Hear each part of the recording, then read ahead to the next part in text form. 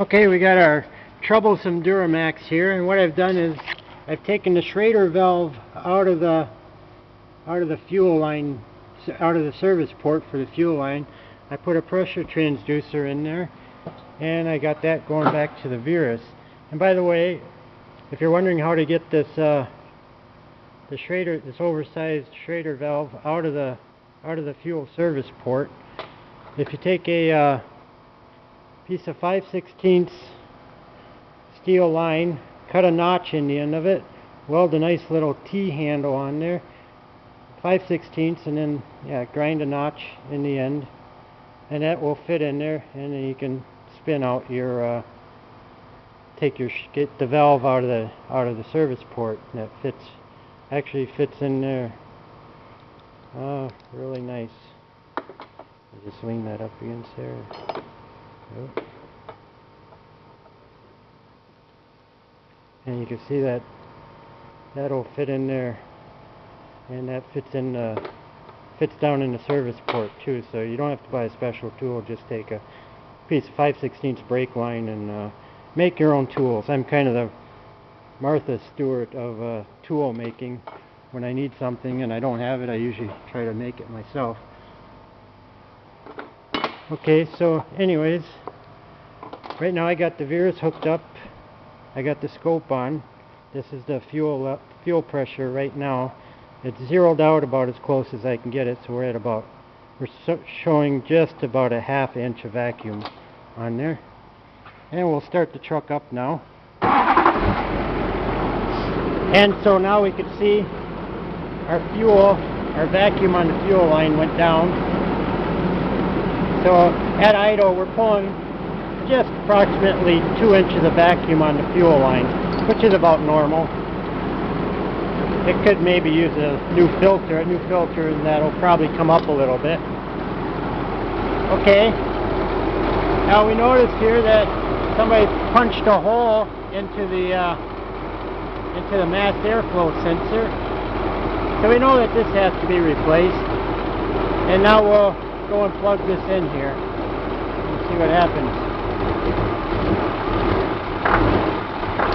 And she starts running like crap. We'll unplug it before it stalls, and it takes off again. And then we'll go over to the scanner. We'll look at our scan data.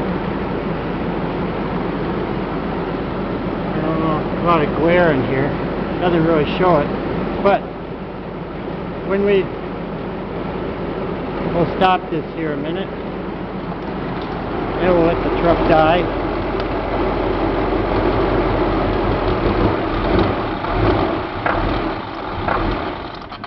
Okay, she's dead. We can see what happened here. When I plugged the MAP sensor in, our desired fuel rail pressure went from 30 pounds up to almost double to 60 pounds.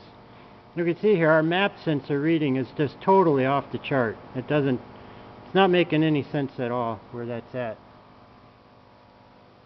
I'm getting a lot of glare. I don't know really how to get rid of that, but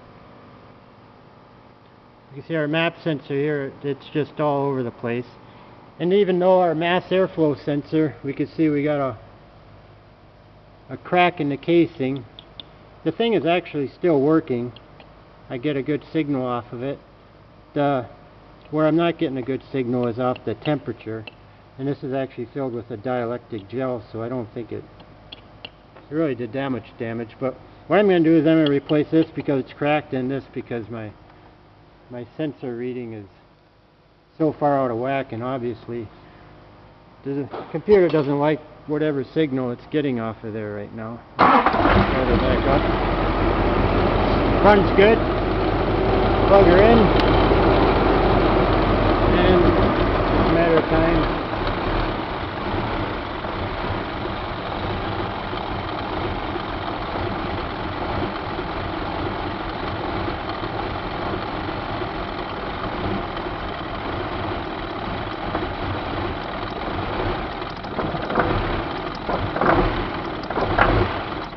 And we're dead again. Okay. So we know we got I think what the real problem is that we're just not seeing a good correlation between our mass airflow sensor and our MAP sensor, and the computer's forcing it way rich. That would explain the black smoke we get out of the back, and also why it doesn't want to idle anymore.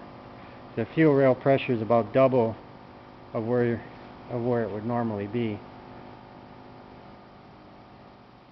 So, okay, until I find out some more about this thing and get some parts for it, I guess that's about it for now.